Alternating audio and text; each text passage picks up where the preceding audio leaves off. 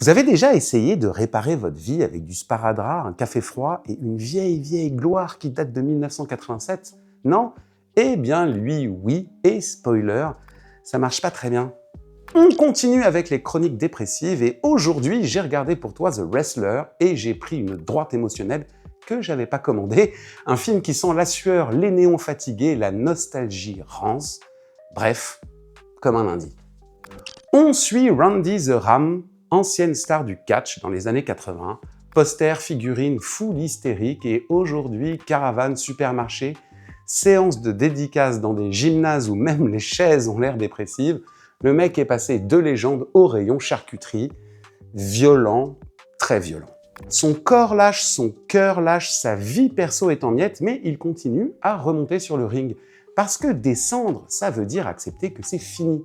Et ça, c'est plus dur qu'un coup de chaise dans la nuque.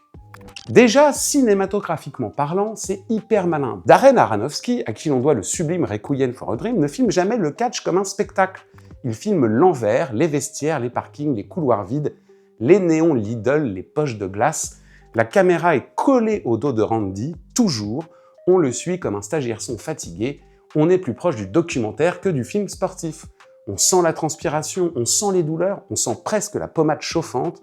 Et franchement, ça m'a rappelé des plateaux télé à 6h du mat'. J'ai fait une semaine de matinale dans ma vie. Quand la lumière est encore éteinte, que les animateurs ne sont pas là, il y a juste des câbles, 3 techos qui ont regretté leur choix de carrière. C'est la magie avant la magie. Et c'est ça que le film filme, et j'adore.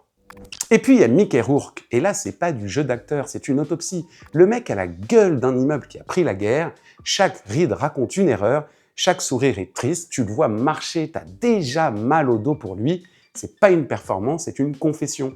T'as l'impression qu'il rejoue sa propre vie parce que Mickey Rourke, qui a été une énorme star dans les années 80, est devenu ensuite boxeur. Et ça, c'est bouleversant. Et le film est bizarrement drôle parfois. Pas drôle, haha, drôle, ouch. Genre le mec déguisé en catcheur qui bosse au supermarché, la séance de dédicace avec 4 fans et une table pliante, la gloire version promo Carouf, et franchement passer de superstar à la trancheuse à jambon, même LinkedIn n'ose pas. Et The Wrestler, c'est ça, c'est la dignité des gens que l'industrie a aimé puis oublié, et qui continuent quand même par orgueil ou juste parce qu'ils ne savent faire rien d'autre, et franchement je trouve ça 1000 fois plus héroïque qu'un Marvel. Et alors le plan final, parce que là aussi, masterclass, dernier match, dernier saut, la foule hurle, la caméra se rapproche, ralentit, silence, il saute, cut, noir, générique de fin, pas d'atterrissage, pas de réponse, juste le vide. Et c'est génial parce que le film refuse le spectaculaire, il refuse le happy end, il coupe net, comme la vie coupe, comme une carrière coupe, comme un coup de fil qui ne vient plus. C'est pas une fin de cinéma, c'est un point final. Et ça te laisse seul, dans le noir, comme après un vrai combat. Alors, est-ce que c'est parfait? Non. C'est lent. Très lent. Ça traîne. Mais c'est voulu. Tu ressens la fatigue du mec. Tu vis avec lui. Et c'est exactement le propos. The Wrestler, c'est pas un film sur le catch, c'est un film sur la fin de carrière. La solitude, les corps abîmés et cette foutue envie de remonter sur scène, même quand tout le monde te dit d'arrêter. Si t'as aimé Rocky, Birdman, dont on va parler très bientôt, les films un peu cabossés, vas-y les yeux fermés. Enfin non, tu les ouvres bien sûr, même si ça pique un peu. Si toi aussi t'as déjà essayé de recoller ta vie avec du scotch et du café froid, abonne-toi, like, commente et dis-moi, tu remontes sur le ring ou tu rentres chez toi. À très vite pour un nouveau numéro de J'ai regardé pour toi et souvenez-vous, parfois continuer à monter sur le ring, c'est déjà une victoire. Ou pas.